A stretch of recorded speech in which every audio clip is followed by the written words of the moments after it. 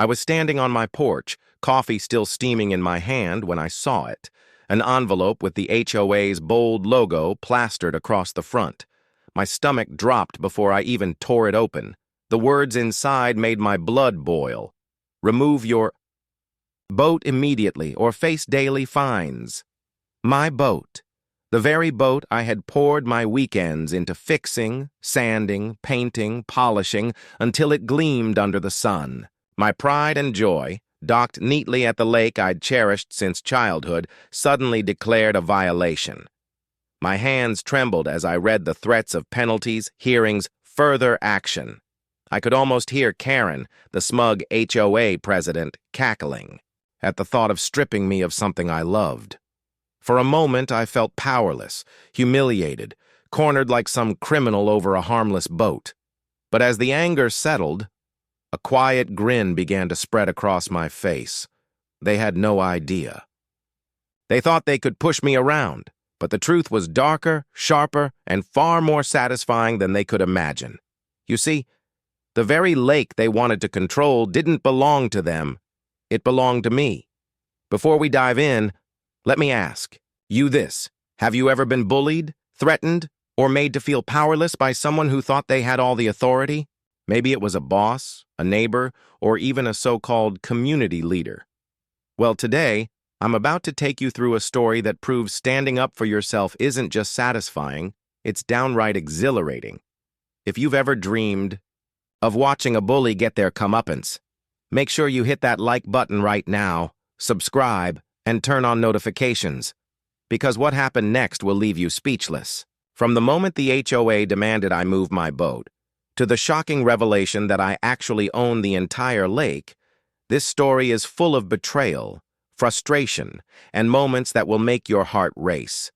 By the end, you'll see exactly why justice can feel sweeter than anyone ever imagines. Owning a little slice of paradise by the lake had always been my dream. I imagined quiet mornings sipping coffee on the porch, the sun sparkling across the water, the gentle lapping of waves against my boat's hull, and laughter echoing from friends and family as we spent weekends swimming, fishing, and roasting marshmallows over an open fire. Every inch of that cabin carried my sweat and effort, from the wooden floors I painstakingly sanded to the cozy furniture I picked out with care. It was more than a property. It was my sanctuary, a reward for years of hard work, a place where memories were made. But the dream came with strings I hadn't fully anticipated. The HOA in that community was notorious, strict, nosy, and obsessed with control, and their president, a woman with the type of sharp eyes and sharp tongue that could cut through steel, quickly became my worst nightmare. At first it was subtle. A disapproving glance, a whispered comment from a neighbor, an offhanded remark about my excessive boating. Then it escalated.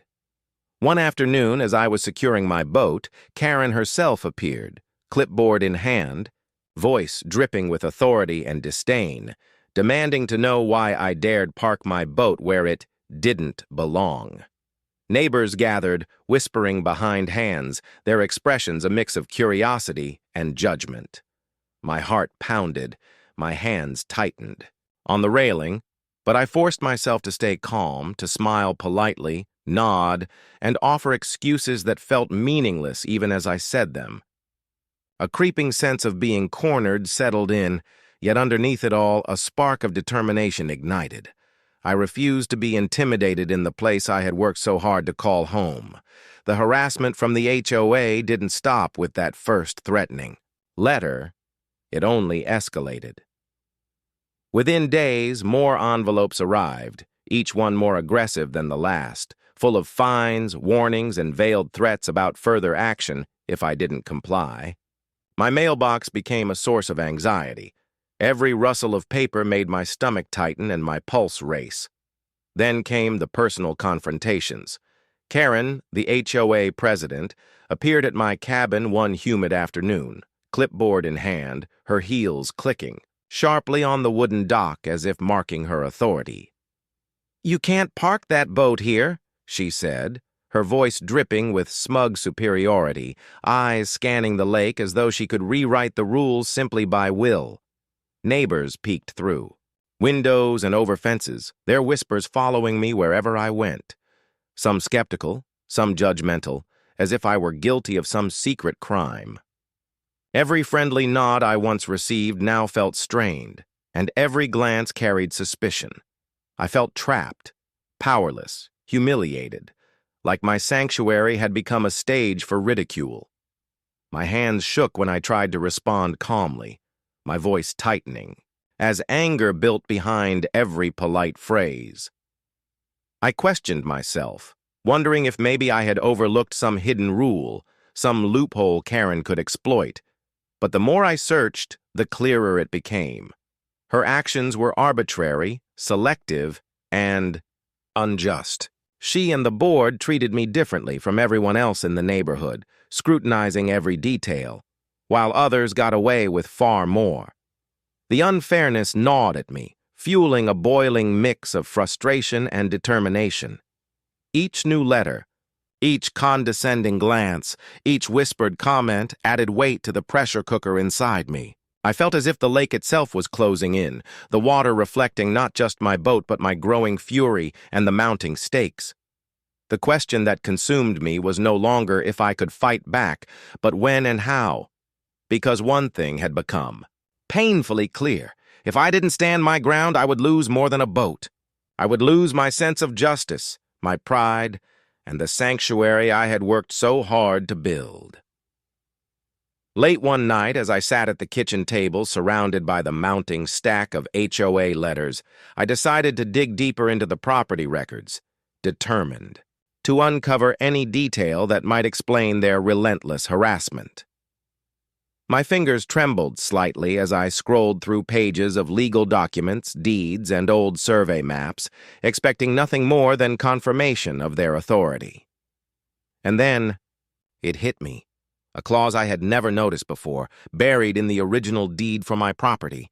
My eyes widened in disbelief as I read the words.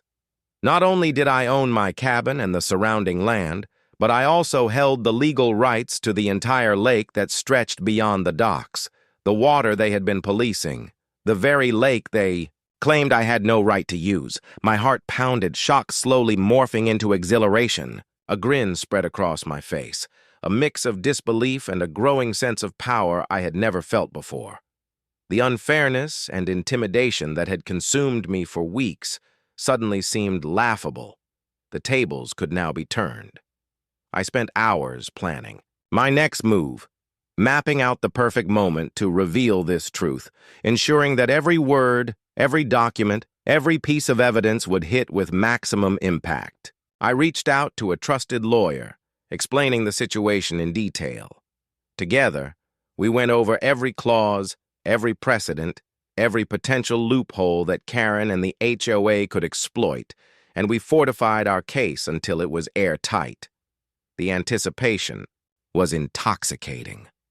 I could almost feel the tension crackle in the air the moment the truth would be revealed. For the first time in weeks, I felt a surge of calm confidence. The harassment had fueled me, but now, armed with knowledge and strategy, I was ready. The power dynamic had shifted silently but irrevocably. Soon, Karen and the HOA would realize exactly who owned not just the cabin, but the entire lake, and nothing would ever be the same. The day of the HOA meeting arrived, and the tension in the room was suffocating. Karen sat at the head of the table, clipboard in hand, smirking as if she had already won, while neighbors filled the seats around us, whispering, curious, and ready to judge. My hands tightened around the stack of documents I had spent hours preparing, the legal proof that would turn the entire narrative upside down.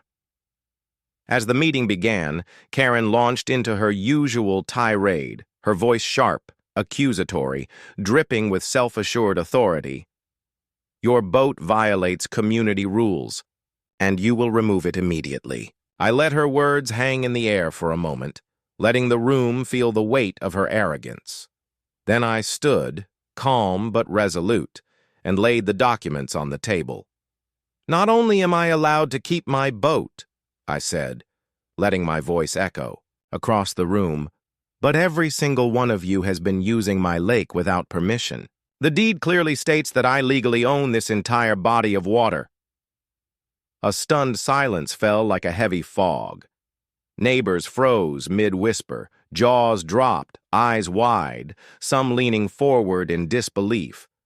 Karen's confident smirk faltered, her face turning crimson as she sputtered, trying to find words that weren't there.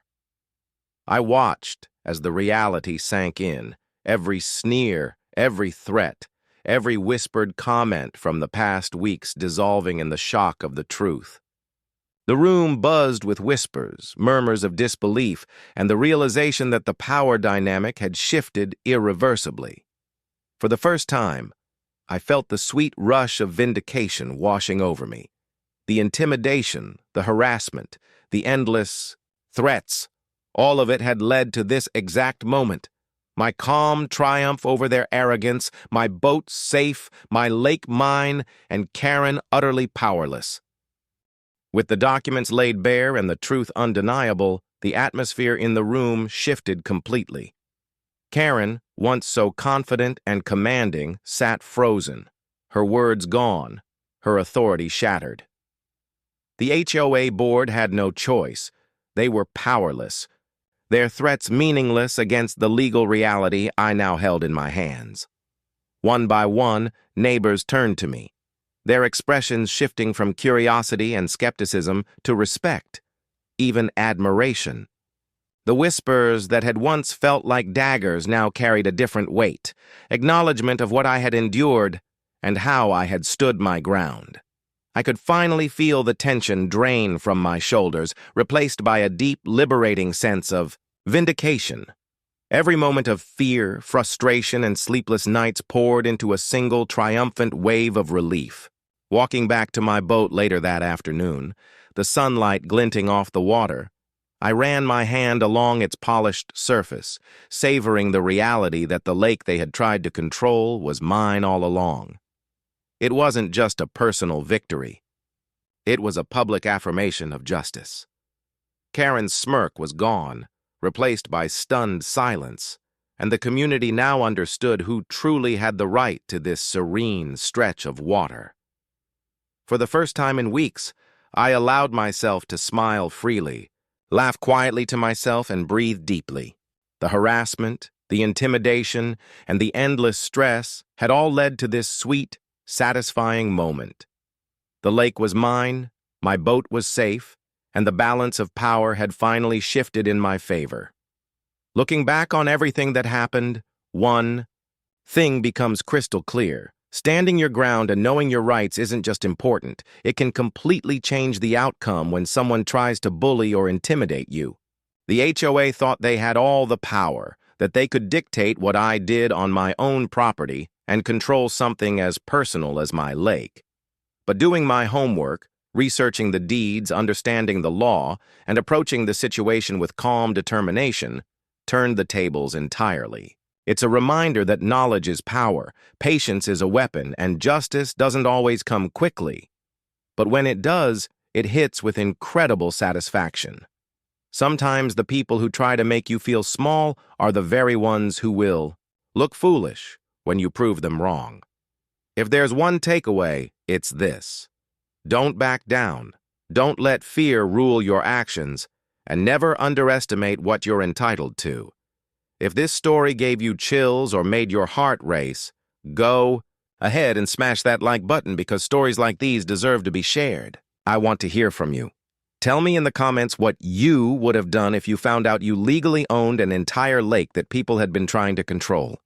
Don't forget to subscribe and turn on notifications, because this channel is full of insane HOA battles, shocking property disputes, and moments of justice served that you won't want to miss. Remember, no matter how powerful someone thinks they are, knowledge, patience, and standing your ground can turn the tables in the most satisfying way. And in this story, the lake, the boat, and the victory were all mine.